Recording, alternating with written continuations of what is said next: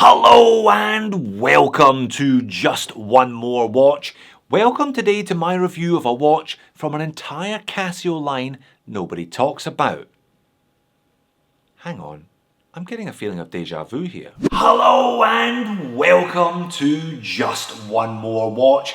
Welcome today to a review of a watch from an entire Seiko line nobody talks about. Yes, that's right, I made pretty much the same video about a Seiko Premiere 2 months ago, and when I did, someone left me a comment and said, Jody, it's not just Seiko, have you ever heard of a Casio Beside?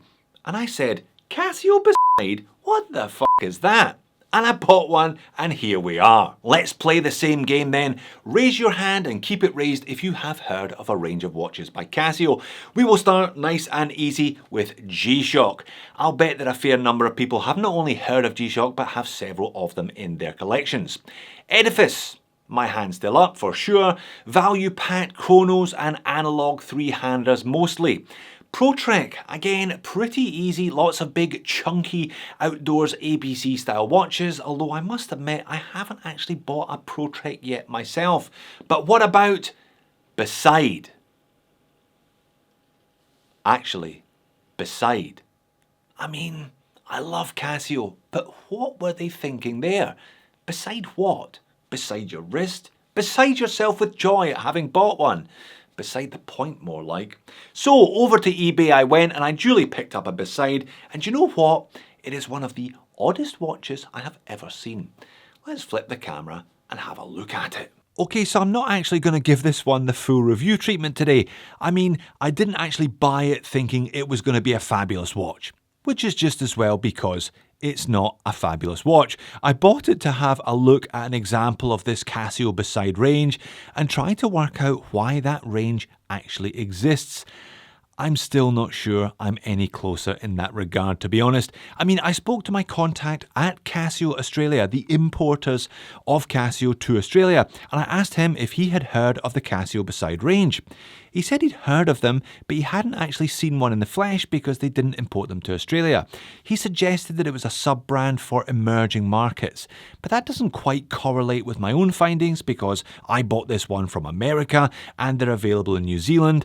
So unless they have suddenly become developing countries, that doesn't quite add up. I mean, it's not a total turd of a watch, it's not Jody's Sunday roast material, but I'm not suggesting you rush out and buy one of these. There is no link in the description of the video today enabling you to do so. I can think of, off the top of my head, maybe 100 watches that I would recommend at this price rather than this one.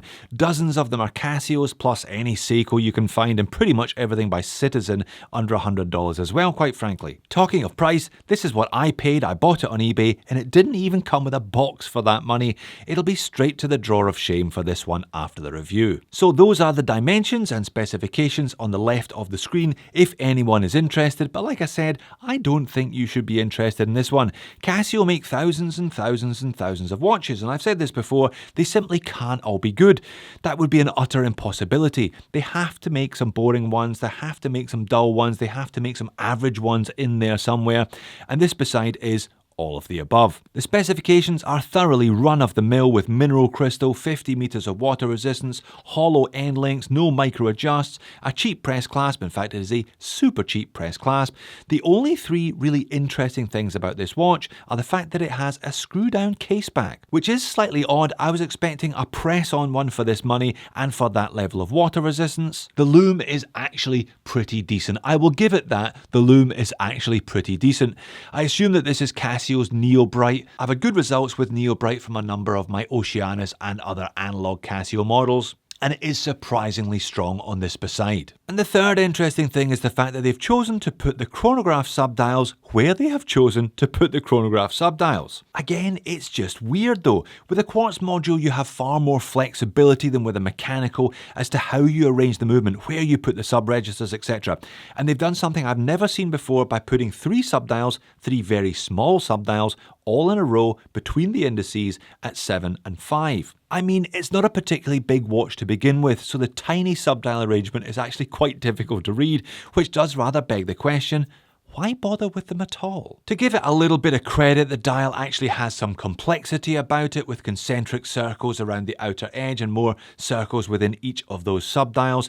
The indices are applied, the hands are beveled, and like all cheap quartz analog Casios that I've looked at to this point, the second hand hits the markers. But taking the shine off of all of that somewhat is the white dot, the speck of crud or something just to the right of the pinion in line with the 3 o'clock index. The macro lens spots it, and unfortunately so does the naked eye. I suppose it's comfortable enough. The bracelet construction is very simple, and those are solid links as opposed to the hair-pulling rolled links you get on other cheap Casio digitals and Seiko 5 automatics for around this money. I'm sure it will be reliable and tick merrily for decades with only an occasional battery change, but the question remains, why? Why would anybody purposefully seek out a watch this dull and this weird with those slightly useless tiny chrono registers? That is a question I cannot answer. And it seems like this isn't the only bizarre looking Casio beside. Look again at this one that I flashed up briefly in the intro. That has got to be one of the top 10 worst logo placements I've seen on any watch. And perhaps the beside range is where Casio push the boundaries of technology and taste when it comes to Quartz Complications. Again, I'm not even sure what some of these complications do or why anyone would need them, crushed onto the dial of a relatively small quartz watch. There are a couple that are slightly better looking, and one in particular with an integrated bracelet that does get some love elsewhere, but I now fully understand why I had never heard of the Casio beside range, and I have no particular interest in hearing about the Casio beside range again. So there you have it, a watch from an entire range of Casios that I didn't know about last month, don't care about this month, and won't remember next month. Why not have a look at an Edifice or a G-Shock instead? Much better. Thanks for watching, and I will see you again in a future video.